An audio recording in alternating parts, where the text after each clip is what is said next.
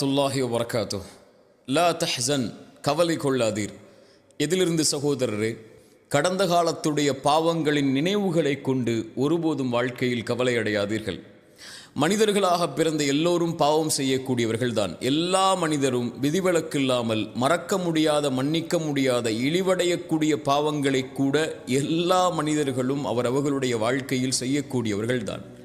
ஆனால் அந்த பாவத்திலிருந்து விலகி தன்னை மீட்டெடுத்து நற்பாதையில் தன்னை ஆக்கிக் கொண்டு இறைவனிடத்திலே வந்தவர்கள்தான் சிறந்தவர்கள் என்று இறைத்தூதர் சொன்னார்கள். மனிதர்களில் சிலர் நல்லவர்களுடைய பாதையை பாவத்திலிருந்து மீண்டு தேர்ந்தெடுத்ததற்கு பிறகு என்றாவது ஒரு நாள், நான் இப்படியெல்லாம் பாவம் செய்தேனே, குற்றம் செய்தேனே, அநீதம் செய்தேனே, இறைவனிடத்திலே நான் இப்படி குற்றவாளியாக இருந்தேனே, இப்போது நல்லவர்களாக நான் வாழ்ந்தால் மட்டும் என்ன ஆகப் போகிறது என்ற கவலை அடைந்தாலோ, அல்லது அவன் செய்த பாவத்தை குறித்து மனிதர்களில் சிலரோ அல்லது பலரோ அவனை கை நீட்டி, நீ இப்படி பாவம் செய்தவன், அநீதம் செய்தவன், குற்றம் செய்தவன், உனக்கெல்லாம் இறைவனுடைய பாதையில் இருப்பதற்கோ இப்படி நல்லவர்களுடைய பாதையில் தேர்ந்தெடுத்து வாழ்வதற்கோ என்ன தகுதி உண்டு என்று அவனுடைய உள்ளத்தை உடைக்கும் போதோ அவன் கவலை அடைந்து தன் வாழ்வு இனிமேல் நற்பாதையில் எதற்கு என்ற சிந்தனையில் ஆக்கிக் கொள்கிறான். இறை நம்பிக்கை கொண்டவன் கடந்த காலத்தில் செய்த பாவத்திலிருந்து மீண்டதற்கு பிறகு ஒருபோதும் அதை குறித்து கவலையடைய வேண்டிய அவசியமில்லை. இறைமறை சொல்லுகிறது, வல்லதீன இதா ஃபஅலு ஃபாஹிஷதன் அவ் ஸலமு அன்ஃபுஸஹும் ஸக்கருல்லாஹ். ஒரு அடியான் நல்லவராக வாழ்வான், அவன் ஒரு நாள் மானக்கேடான செயலை செய்வான் அல்லது அநீதம் செய்வான் தனக்குத்தானே. அப்படி ஒரு கால் பாவம் செய்தாலும் கூட அவன் இறைவனை நினைவு கூறுவான். அந்த பாவத்திற்கு பிறகு தன்னை மீட்டெடுத்து நல்ல பாதையில் அமைத்து கொள்ள வேண்டும் என்ற அந்த பாவத்திலிருந்து படிப்பினை பெற்று வாழ ஆரம்பிப்பான். அவனுடைய பாவத்தை இறைவனை தவிர யார் மன்னிக்க முடியும் என்று இறைமறை கேட்கிறது. மேலும் சொல்லுகிறது, அவன் யார் தெரியுமா? வலம் யுசிர்ரு அலா மா ஃபஅலு வஹும் யஅலமூன். பாவத்திலிருந்து ஒருவன் மீள்கிறான் என்றால் அவன் முதலிலே மனதிலே உறுதி கொள்வான், அந்த பாவம் என்று, இனிமேல் அந்த பாவத்தின் பக்கம் நெருங்க மாட்டேன் என்று ஒருபோதும் அறிந்த நிலையில் அதே பாவத்தை மீண்டும் அவன் தொடர மாட்டான். இப்படி நற்பாதையில் இருக்கக்கூடிய எவரும் கடந்த கால பாவத்தை குறித்து கவலையடைய வேண்டிய அவசியமில்லை. ஏனென்றால் அவர் செய்த பாவமே அவருடைய வாழ்வில் இல்லை முன்னால்.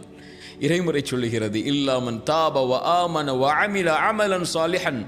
யார் இறைவனிடத்திலே பாவ மன்னிப்பை கேட்டு இறைவனை நம்பிக்கை கொண்டு நல்ல பாதையில் தன்னை ஆக்கிக் கொண்டு நல்ல செயல்பாடுகளை செய்ய ஆரம்பித்து விட்டாரோ, فَأُولَٰئِكَ يُبَدِّلُ اللَّهُ سَيِّئَاتِهِمْ حَسَنَاتٍ. அவன் செய்த பாவங்கள் அனைத்தையும் இறைவன் நன்மைகளாக மாற்றிவிட்டான். அவ்வளவுதான். அவன் செய்த பாவங்களுடைய சுவடே அவன் வாழ்வில் கிடையாது. பாவ மன்னிப்பை கேட்டு, இறைவா என் பாவத்தை மன்னித்து விடு, இப்படி அநீதம் செய்திருக்கிறேன், இப்படி குற்றம் செய்திருக்கிறேன், இழிவடையக்கூடிய பாவங்களை கூட சுமந்திருக்கிறேன், யா அல்லாஹ், நான் மனிதன், பலகீனமானவன், என்னை மன்னித்து உன் இறைவனிடத்திலே வந்தால் இறைவன் முதலிலே அவனை அழைத்து அரவணைத்து கொண்டு அந்த பாவத்தை முதலிலே மறைக்கிறான். அதற்கு பிறகு இறைவன் மன்னிக்கிறான். அதற்கு பிறகு இறைவன் அந்த பாவத்தை அவனுடைய வாழ்விலிருந்து நீக்குகிறான். அதற்கு பிறகு இறைவன் அந்த பாவங்களை நன்மைகளாக ஆக்கி அவனை நல்லவர்களுடைய பாதையில் இறைவன் தேர்ந்தெடுத்ததற்கு பிறகு ஒருபோதும் இறைவன் அந்த பாவத்தை குறிக்க மாட்டான். அவன் இந்த உலகத்தில் இருந்தாலோ அல்லது மறுமையில் எழுப்பப்பட்டாலோ பாவ மன்னிப்பு கேட்கப்பட்ட பாவம் ஒரு காலும் இறைவனிடத்திலிருந்து கேள்வியாக வராது. சுப்ஹானல்லாஹ். இப்படி பாதையை ஆக்கிக் கொண்டவன் ஏன் கவலை அடைய வேண்டும்? ஆனால் இறைவன் மறைத்த பாவத்தை அவனோ அல்லது இறைவன் மறைத்த பாவத்தை ஒரு அடியான் செய்திருக்கிறான், பாவம், இறைவன் அதை மறைத்து விட்டான் என்றால் மனிதர்களில் சிலரோ பலரோ இவன் பாவம் செய்தவன் என்று இறைவன் மறைத்த பாவத்தை வெளிப்படுத்தினால் அது மிகப்பெரிய பாவம். இறைத்தூதர் ஸல்லல்லாஹு அலைஹி வஸல்லம் சொன்னார்கள், இறைவன் எல்லோர்களையும் மன்னிப்பான் இவர்களை தவிர. ஒரு மனிதன் இரவிலே பாவம் செய்திருப்பான், காலையில் வந்து மனிதர்களிடத்தில் மகிழ்ச்சியாலோ அல்லது கவலையாலோ, நான் இப்படி பாவம் செய்தேன், இதை செய்தேன் பாவமாக, இரவிலே இதை செய்தேன் என்று இறைவன் மறைத்த பாவத்தை அவன் வெளிப்படுத்துவான். இவரை இறைவன் ஒருபோதும் மன்னிப்பதில்லை என்று இறைத்தூதர் சொன்னார்கள். அவனே அவன் பாவத்தை இறைவன் மறைத்ததை வெளிப்படுத்தினால் இறைவன் மன்னிக்க மாட்டான் என்றால், மனிதர்கள் ஒரு மனிதன் செய்த பாவத்தை இறைவன் மறைத்திருந்தால், அதை வெளிப்படுத்தக்கூடியவர்களாக இருந்தால், என் சகோதரனே, சகோதரியே, பயந்து கொள். இறைவன் ஒரு மனிதருக்கு ஒரு பாவத்தை மறைத்திருந்தால் அதை வெளிப்படுத்தும் போது, இறைத்தூதர் ஸல்லல்லாஹு அலைஹி வஸல்லம் இடத்திலே காமிதியா என்ற குலத்திலிருந்து ஒரு பெண் வருகிறார்கள். வந்து சொன்னார்கள், இறைத்தூதர் சபையில் இருக்கிறார்கள், நான் விபச்சாரம் செய்து விட்டேன், தண்டனையை கொடுங்கள். இறைத்தூதர் சொன்னார்கள், பெண்ணை என்ன சொல்கிறாய்? நீ பாவ மன்னிப்பை கேள், இறைவன் மன்னிப்பான், மறைப்பான், சாட்சிகள் இல்லை, ஏன் நீனாக வந்து ஒப்புக்கொள்கிறாய்? விலகிச் செல் என்று இறைத்தூதர் அனுப்பிவிடுகிறார்கள். இறைத்தூதரிடத்தில் அந்த பெண் சொன்னார்கள், இறைத்தூதரை ஒரு தோழரை இது போல் அனுப்பினீர்கள், அதுபோல் என்னை அனுப்பலாம் என்று நினைக்காதீர்கள். நான் தண்டனையை பெறுவதற்காக என் குற்றத்தை வெளியே சொல்கிறேன். என் வயிற்றிலே கரு இருக்கிறது, குழந்தை இருக்கிறது. இறைத்தூதர் சொன்னார்கள், நீ செய்த பாவத்திற்கு குழந்தையின் தண்டனையை பெற வேண்டும், முடியாது, நீ குழந்தை பெற்றெடுத்ததற்கு பிறகு வா. குழந்தை பெற்றெடுத்ததற்கு பிறகு வந்தார்கள். பால்குடி மறந்ததற்கு பிறகு வா. பால்குடி மறந்ததற்கு பிறகு குழந்தைக்கு உணவை கையில் கொண்டு வந்து இறைத்தூதரை, குழந்தை உணவை சாப்பிடுகிறது, நீங்கள் தண்டனையை கொடுங்கள். தண்டனை நிறைவேற்றப்படுகிறது. கல்லால் எறிந்து கொலை செய்ய வேண்டும், விபச்சாரம் செய்திருந்தால் திருமணத்திற்கு பிறகு அந்த தண்டனை கொடுக்கப்படும் போது அந்த பெண்ணுடைய இரத்தம் ஒரு தோழருடைய கையில் படுகிறது. அந்த தோழர் சீ என்றார்கள், ஒரு விபச்சாரியின் இரத்தம் என்றார்கள். தொழுகை நடத்தினார்கள் பாவ மன்னிப்புக்காக. இறைத்தூதர் அந்த நேரத்தில் உமர் வந்து இறைத்தூதரை பிடித்து சொன்னார்கள், இறைத்தூதரை, ஒரு விபச்சாரிக்கு தொழுகை நடத்துகிறீர்களா? மனிதர்கள் எல்லோரும் அந்த பெண்ணுடைய பாவத்தை பார்த்தார்கள். இறைத்தூதர் பார்த்தார்கள் அந்த பெண்ணுடைய பாவ மன்னிப்பை. சொன்னார்கள், இந்த பெண் செய்த பாவ மன்னிப்பை மதீனாவில் உள்ள 70 பேருக்கு பங்கு வைத்தாலும் ஈடாகாது. அவர்கள் எல்லோரும் பார்த்ததை, அந்த பெண் செய்த பாவத்தை. இறைத்தூதர் பார்த்தது அந்த பெண் இறைவனிடத்திலே செய்த பாவ மன்னிப்பை. நமக்கு தெரியாத ஒரு பாவம் செய்திருக்கலாம். அவர் அந்த பாவத்திற்காக இறைவனிடத்திலே சிந்திய கண்ணீர்கள் எத்துணை, கரமேந்திய வார்த்தைகள் எத்துணை. இறைவன் அவரை மன்னித்து அவனை அங்கீகரித்திருந்தால், இறைவன் மறைத்த பாவத்தை அவர் வெளிப்படுத்தினால் இவ்வளவு பெரிய குற்றம் அது. அதை கொண்டு அவருடைய உள்ளத்தை உடைத்தால், நீ பாவம் செய்தாயே என்று அவரை கவலை உரைய செய்தால், எல்லா மனிதர்களும் பாவம் செய்யக்கூடியவர்கள் தான். பாவங்கள் தான் அவர்களை மேம்படுத்தும் அவர்களுடைய பாதைகள். அதை திருத்திக் கொண்டு தன்னை முன்னேற்றுபவன் தான் சிறந்த மனிதனாக மாறுவான். அவரை பார்த்து இறைவன் உன்னை மன்னிக்க மாட்டான் இந்த பாவத்திற்கு என்று சொன்னால். இறைத்தூதர் ஸல்லல்லாஹு அலைஹி வஸல்லம் சொன்னார்கள், 2 மனிதர்கள் உண்டு, அதில் ஒருவர் நல்லவராக இருந்தார், ஒருவர் பாவியாக இருந்தார். நல்லவர் பாவியை பார்த்து குறைத்துக்கொள் பாவத்தை என்று சொன்னார். அவர் ஒரு காலத்தில் கோபப்பட்டு சொன்னார், நீ என்னை பார்த்து எப்போது பார்த்தாலும் அறிவுரை செய்து கொண்டே இருக்கிறாய், என்னையும் என் பாவத்தையும் விடு, நீ என்ன இறைவனிடத்திலிருந்து அனுப்பப்பட்ட பாதுகாவலனா என்று சொன்னார். அந்த நல்லவர் கோபப்பட்டு, நான் உனக்கு அறிவுரை சொல்கிறேன், என்னை பார்த்தே நீ எதிர்த்து பேசுகிறாய், இறைவன் உன்னை மன்னிக்கவே மாட்டான் என்று சொல்லிவிடுகிறார். இந்த இருவரையும் மரணத்திற்கு பிறகு இறைவன் ஒன்று கூட்டுகிறான். நல்லவரை பார்த்து சொன்னான், நீ எப்படி என் உரிமையில் கை வைக்க முடியும்? நான் இவரை மன்னிக்க மாட்டேன் என்ற உறுதியை நீ எப்படி கொடுக்க முடியும்? நீ நரகத்திலே செல். அந்த பாவியை அழைத்து சொன்னான், நீ கவலை கொள்ளாதே, என் கருணையால் உன்னை மன்னிக்கிறேன், செல் என்றான்.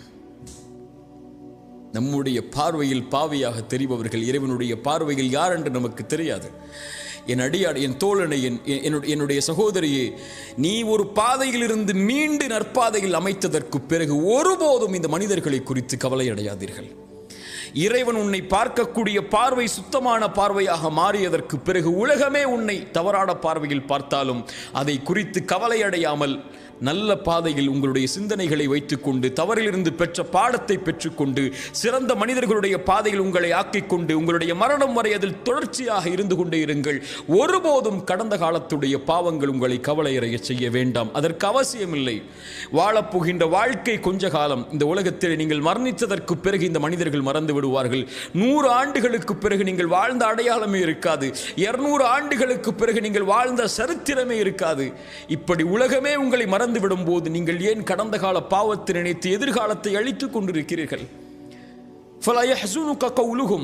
அப்படி மனிதர்கள் உங்களுடைய பாவத்தை நினைவு கூர்ந்து கொண்டே இருந்தால்,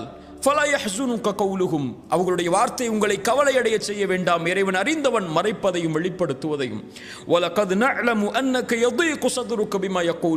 மனிதர்களுடைய வார்த்தையால் இறைத்தூதரை உங்களுடைய உள்ளம் நெருக்கமாக இருப்பதை நான் அறிகிறேன். என்னிடத்திலே வந்து விடுங்கள். சிறந்தாழ்த்தி விடுங்கள் என்று எனக்கு முன்னால், இறைவா நான் பாவம் செய்தேன் தான், நான் அதிலிருந்து வெளியே வந்து விட்டேன், நல்லவராக மாற முயற்சி செய்கிறேன், அந்த பாதையில் இருக்கிறேன். ஆனால் மனிதர்கள் என்னை குறை பேசுகிறார்கள், என் பாவம் என்னை உறுத்துகிறதே அல்லாஹ், என் உள்ளத்தை திடப்படுத்து, உறுதிப்படுத்து என்று இறைவனிடத்திலே சரணடையுங்கள். இறைவன் உங்களுடைய கவலைகளை நீக்குவான். உங்களுக்கு எதிராக வரக்கூடிய வார்த்தைகளை இறைவன் ஒன்றுமில்லாமல் ஆக்குவான். லா தஹ்சன், கவலை அடையாதீர்கள் ஒருபோதும் கடந்த கால பாவத்தை நினைத்து. 3 பேர் இறைத்தூதருடைய காலத்தில் போரிலிருந்து பின்தங்கினார்கள் உலக காரணங்களால். இறைவன் அவர்களுக்கு தண்டனையை கொடுத்தான். அவர்களை ஒதுக்கி வைக்கும்படி இறைத்தூதருக்கு கட்டளையிட்டான். அவர்களுடைய உள்ளம் நெருக்கமானது, உலகம் அவர்களுக்கு நெருக்கமானது. அவர்கள் தங்களையே அழித்துக் கொள்ளலாம் என்ற எண்ணம் கூட அவர்களுக்கு ஏற்படும் அளவிற்கு இதயம் அவர்களுக்கு நெருக்கமானது. ஆனால் அவர்கள் சரணடைந்தார்கள். இறைவனை தவிர வேறு யாரும் எனக்கு வழி இல்லை என்று இறைமறை சொல்கிறது. அவர்கள் இறைவனை தவிர யாரும் இல்லை எங்களுக்கு என்று இறைவனிடத்திலே கரமேந்தி வந்தார்கள். இறைவன் அவர்களை மன்னித்தான், அவர்களை ஏற்றுக்கொண்டான். ஆதம் தவறு செய்தார். அதற்கு பிறகு வலக்கது கர்ரம்னா பனி ஆதம், ஆதமுடைய சந்ததிகள் அனைத்தையும் அவர்களுடைய பாவ மன்னிப்புக்கு பிறகு இறைவன் கண்ணியமாக்கினான், ஆதமை கண்ணியமாக்கினான். தவறு செய்பவர்கள் தான் மனிதர்கள். அதிலிருந்து தங்களை மீட்டெடுத்து சரியான பாதையில் அமைத்துக் கொண்டவர்கள் கண்ணியமானவர்கள். அவர்கள் ஒருபோதும் கடந்த கால பாவத்தை நினைத்து கவலை அடைய வேண்டிய அவசியமில்லை, எண்ணமில்லை. இறைவனிடத்தில் மன்னிப்பை கேட்டதற்கு பிறகு இறைவன் நம்முடைய கவலைகளை நீக்குவான். லா தஹ்சன், கடந்த கால பாவங்களை நினைத்து உங்களுடைய பாதையை சீர்படுத்தியதற்கு பிறகு ஒருபோதும் கவலை அடையாதீர்கள். அதை குறித்து மக்கள் உங்களை நினைவுபடுத்தினாலும் அதை கொண்டும் கவலை அடையாதீர்கள். இறைவனிடத்தில் கண்ணியமானாக வாழ்ந்தவர் தான் வெற்றி அடைவார். மனிதர்களுடைய கண்ணியத்தை எதிர்பார்ப்பவர் எப்போதும் தோற்று போவார். லா தஹ்சன், கவலை அடையாதீர்கள். அக்கூலு கௌலி ஹாதா அஸ்தக்ஃபிருல்லாஹ் லீ வலக்கும். அஸ்ஸலாமு அலைக்கும் வரஹ்மத்துல்லாஹி வபரகாத்துஹு.